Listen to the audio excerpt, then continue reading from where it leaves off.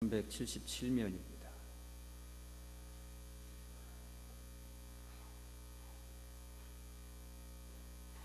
이제 받들어 읽겠습니다. 너희가 알거니와 너희 조상이 물려준 헛된 행실에서 대속함을 받은 것은 은이나 금같이 없어질 것으로 된 것이 아니요 오직 흠없고 점없는 어린 양 같은 그리스도의 보배로운 피로 된 것이니라. 아멘.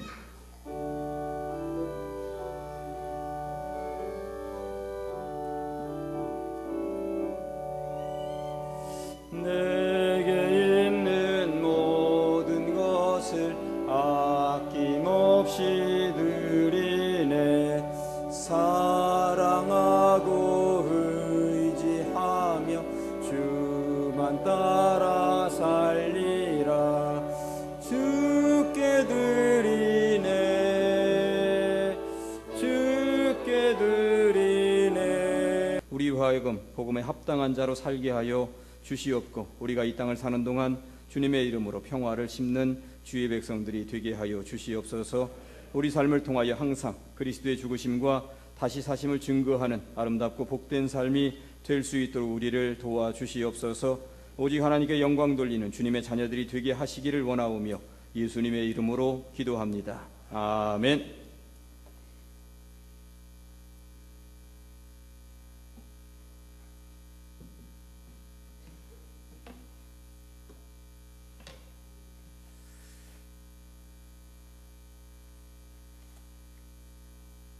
오늘 우리 교회에 새 신자 오셨습니다.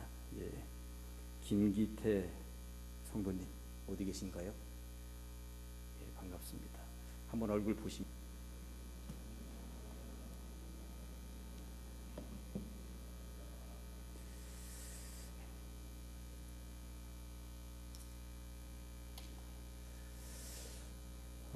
시간이 좀 많이 가긴 했습니다만 그래도 제가 평소보다 설교를 좀 압축해서 줄였습니다. 여러분들 집중해서 들어주시기 바랍니다. 여러분들 운동 경기 가운데 어떤 경기를 좋아하는지 모르겠습니다. 저는 야구를 그렇게 좋아합니다. 야구는 9회 말 투아웃 이후에도 끝난 게 아니거든요. 지속할 수 있다는 것입니다. 뒤집기가 가능하다는 것입니다. 인생도 보면 다 끝났다 싶을 때 뒤집기가 가능한 인생이 얼마나 좋은 인생입니까? 야구는 보니까 기독교 신앙하고도 몇 가지 맞아 떨어지는 것이 있습니다. 그 중에 첫째는 뭐냐면 감독이 운동선수와 똑같은 옷을 입습니다. 축구 감독이나 농구 감독이나 배구 감독 다 양복 입고 있습니다. 그런데 이게 선수하고 똑같은 옷을 입고 있다? 우리 예수님 생각이 나는 거예요. 하늘 보좌 버리고 인간의 몸을 입고 똑같이 하려고 내려오셨으니 그런 생각이 듭니다. 두 번째는 야구라고 하는 게 굉장히 사람 중심입니다. 축구는 골 들어가면 그냥 한 점입니다. 농구도 골대 들어가면 그냥 한 점입니다. 2점, 1점 납니다. 배구도 그냥 땅에 꽂히면 점수가 납니다. 그런데 야구는 홈런 쳤어도 사람이 들어오지 않으면 점수가 나지 않습니다. 아무리 공이 넘어갔다 하더라도 사람이 한 바퀴 돌아서 이 홈에 들어와야 합니다. 기독교 신앙이 그렇습니다. 인생 살면서 아무리 대박을 터뜨린 인생이라 하더라도 우리가 왔었던 그 집으로 돌아가지 못하면 아무 소용이 없다는 것입니다. 인생이 그래야 되는 것입니다. 그런데 정말 중요한 것 한 가지는, 제가 야구를 좋아하는 것 한 가지는 야구에는 희생 번트라고 하는 것이 있습니다. 나는 죽고 누군가를 살리겠다라고 하는 정신이 야구에는 있더라고 하는 것입니다. 희생 번트가 축구에 있습니까? 농구에 있습니까? 배구에 있습니까? 야구에는 나 죽고 너 살자, 이게 있더라라고 하는 것입니다.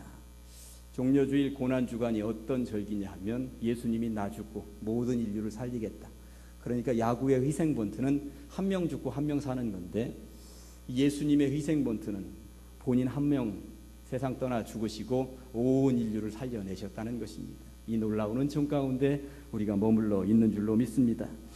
그래서 에베소서 2장 1절 말씀은 그는 허물과 죄로 죽었던 너희를 살리셨도다.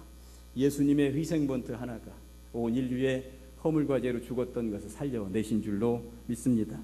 오늘 본문은 말씀합니다. 오직 흠없고 점없는 어린 양 같은 그리스도의 보배로운 피로 된 것이니라.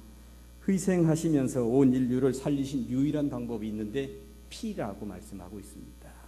이것을 일컬어 우리는 보혈의 피라고 하는 것입니다. 예수 그리스도의 피에는 놀라운 은혜와 축복이 담겨 있는 줄로 믿습니다. 지난번에도 한번 말씀드렸습니다만 종교개혁자 마틴 루터는 성경을 빨래할 때처럼 짜부어라. 그러면 거기서 피가 줄줄줄줄 흐를 것이다. 성경은 피에 대한 이야기를 하고 있습니다.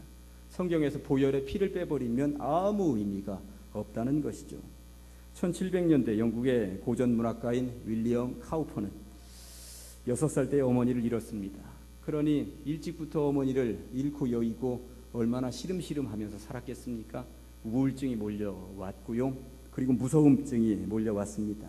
여러 번 자살 시도를 했는데 성공하지 못했습니다. 결국 카우퍼는 33살 때 1년 6개월 동안 정신병원에 들어가서 요양을 받을 수밖에 없는 지경에까지 이르게 되었습니다. 그러다가 어느 날 성경을 읽는데 로마서 3장 25절 말씀이 이 가슴을 그냥 흔들어 놓고 말았습니다. 이 예수를 하나님이 그의 피로써 믿음으로 말미암아 화목제물로 세우셨으니, 이 말씀을 읽는 순간 주의 은혜가 파도처럼 위를 흔들어 놓고 말았습니다. 아, 예수의 피가 나에게 온 것이구나. 윌리엄 카우퍼는 말씀을 통해 거듭났다고는 합니다만 사람이 한번 거듭난 이후에 늘 그렇게 태평하게 살아갈 수는 없어요. 믿음으로 거듭났다고 하지만 그래도 살면서 어려움이 있고, 그리고 좌절할 때도 있고, 자꾸 낙심하고 우울증에 빠질 때가 있었습니다. 그럴 때마다 그는 이렇게 선포했다고 합니다. 예수 그리스도의 보혈이 나를 정하게 할 줄로 믿습니다. 가뭄에도 샘물은 마르지 않는다는데 이 샘물과 같은 보혈이 나를 정하게 할 줄로 믿습니다. 이것을 선포하면서 살아갔다는 것입니다. 그러다가 그는 시를 완성했고요. 찬송가를 하나 만들었습니다. 샘물과 같은 보혈은 임마누엘 피로다. 우리가 즐겨 부르는 찬송 258장입니다. 이쯤은 약간 가사를 바꾸어서 샘물과 같은 보혈은 주님의 피로다. 샘물과 같은 그 보혈이 우리를 정하게 하고 우리를 구원시키고 우리를 살리는 줄로 믿습니다. 인생을 살면서 세상에 선포하면서 사는 것이 이렇게 중요합니다. 우울증이여 오라. 샘물과 같은 보혈로 내가 정하게 다시 태어나리라. 좌절감이여 불안감이여 오라. 보혈의 피로 씻어버리면 정하게 되리라. 그는 늘 이렇게 선포하면서 살아갔고 세상을 승리할 수가 있었다는 거예요. 여러분들 송구영신 예배 때 어떤 말씀 뽑으셨는지 모르겠습니다. 저는 시편 92편 12절 13절 말씀을 뽑았습니다. 의인은 종려나무같이 번성하며 레바논의 백향목같이 성장하리로다. 이는 여호와의 집에 심겼으며 우리 하나님의 뜰에서 번성하리로다. 아멘.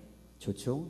멋있는 말씀입니다. 제가 이 말씀 받자마자 얼마나 암송했는지 모릅니다. 받자마자 의인은 종려나무같이 번성하며 레바논의 백향목같이 성장하리로다. 이는 여호와의 집에 심겼으며 우리 하나님의 뜰에서 번성하리로다. 번성하리로다 하면서 제가 외웠습니다. 달달달달 외웠습니다. 그러다가 어느 순간 제가 이 말씀을 이렇게 암송하기 시작을 했습니다. 의인은 종려나무같이 번성하며 아멘. 레바논의 백향목같이 성장하리로다 아멘. 이는 여호와의 집에 심겼으며 아멘. 우리 하나님의 뜰에서 번성하리로다 아멘. 제가 이렇게 암송하기 시작을 했습니다. 그랬더니 이 말씀이 정말 내 말씀이 되는 거예요. 이 말씀이 나를 살리는구나, 나를 성장하게 하는구나, 나를 번성하게 하는구나. 특별히 내가 목회를 시작한 이 시점에 이 말씀을 주신 의미는 우리 가장제일교회를 번성하게 하고 성장시키겠다고 하는 그 꿈을 하나님께서 나에게 품어주시는구나. 저는 이렇게 믿고 매일 새벽마다 이렇게 선포하면서 기도합니다. 이 말씀 주시면 선포하면서 기도하고 그 선포하면서 세상에서 승리해 나가는 것이 얼마나 중요하겠습니까? 제가 대신방을 요즘 다니면서 많은 성도님들이 송구영신 예배 때 뽑으셨던 말씀을 많이 잊고 사는구나. 제가 말씀을 이렇게 올해 집사님 뽑으신 말씀이 이 말씀이에요. 그럼 그런가요? 이러는 경우들도 가끔 있으시고요. 예. 본인의 성경 구절을 찾지 못하시는 경우도 있으시고요. 가끔 그러는 경우들 보았습니다. 이제부터라도 다시 한 번 더 여러분들이 올해 어떤 말씀을 뽑으셨는지 뒤에 살려내시고 암송해 보시기 바랍니다. 그 말씀을 통해서 하나님께서 여러분들에게 복을 주시겠다고 약속하셨는데 그것을 까마득하게 잊어버리고 사신다니 복을 발로 내팽개치고 사시는 것입니다. 그러셔서는 안 된다라고 하는 것입니다. 윌리엄 카우퍼는 샘물과 같은 보혈은 주님의 피라고, 보혈의 죄를 씻으면 정하게 된다고 선포하면서 우울증도 불안감도 이겨냈습니다. 결국 그 시를 노래로 만들어서 매일 입으로 부르고 다니면서 세상에서 승리했다는 것입니다. 그러니 우리는 어찌 살아야 하겠습니까? 제 말씀처럼 여러분들도 암송할 건 암송하시고, 그리고 자꾸 그 말씀 가지고 기도하시면 그 말씀이 현실이 될 줄로 믿습니다. 2차 세계대전 중에 독일군에 쫓기는 유대인을 숨겨주었다는 이유 하나로 네덜란드의 처녀 코리 텐 붐 그리고 그의 가족은 나치 수용소에 갇히게 되었다고 합니다. 끔찍한 고문으로 가족들은 다 죽었어요. 이 코리 텐 붐, 이 여인만 어떻게 극적으로 살아남았습니다. 수용소에 살아남은 이후에도 그녀는 보금자리를 얻지 못하다가 85세에 캘리포니아에 친구 몇 명이 돈을 모아줘서 집 겨우 하나 얻었다고 하는 거예요. 친구들이 그녀 집에 놀러 왔습니다.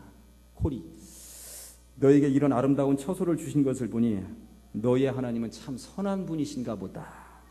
이때 그녀가 단호한 어조로 이렇게 말을 했다는 것입니다. 내가 독일에 있는 수용소에 갇혀 있을 때도 역시 하나님은 선한 분이셨어. 어떻게 이렇게 고백할 수가 있을까요? 좋은 집 얻을 때만 좋은 하나님으로 선언하는 것이 아니라 수용소에 갇혀서 모진 고문을 당할 때도 그 하나님은 나에게 좋은 하나님이었어. 선한 하나님이었어. 나는 그 하나님 의지하고 여기까지 살아온 거야. 이 코리텐 붐 여사가 남긴 유명한 말이 하나 있습니다.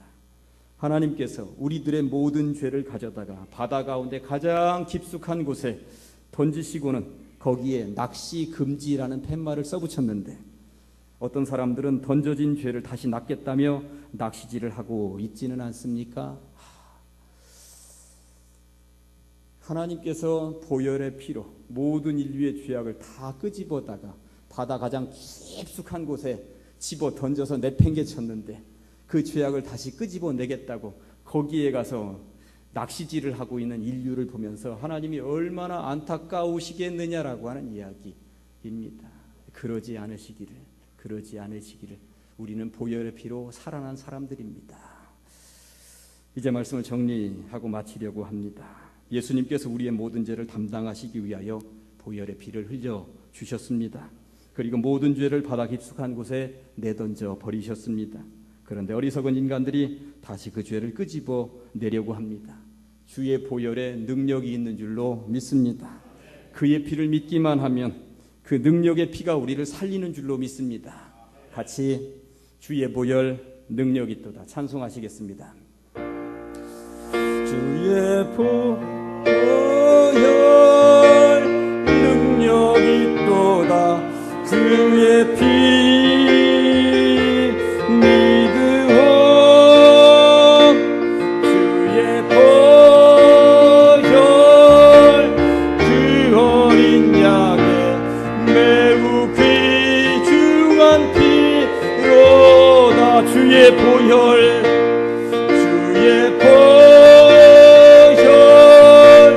능력이 있도다. 주의 피 믿으오.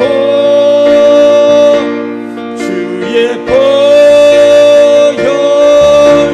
그 어린 양의 매우 귀중한 피로다. 마지막으로 한 번만 더 부르십니다. 주의 보혈 능력이 있도다. 주의 피 믿으오. 주의 보혈 그 어린 양의 매우 귀중한 피로다.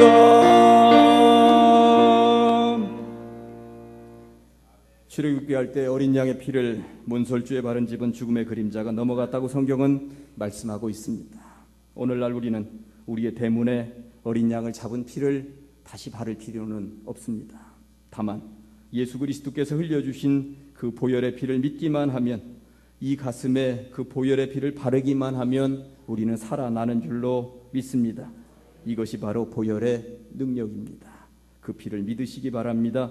그리고 그 능력으로 세상에서 이기는 싸움 하시기를 주님의 이름으로 간절히 축원합니다. 기도하시겠습니다. 주의 보혈 능력이 있도다. 그의 피 믿으오. 주의 보혈 그 어린 양의 매우 귀중한 피로다. 이 믿음으로 살아감으로 세상에서 승리하는 주의 백성들 다 되게 하여 주시옵소서. 예수님의 이름으로 기도합니다. 아멘.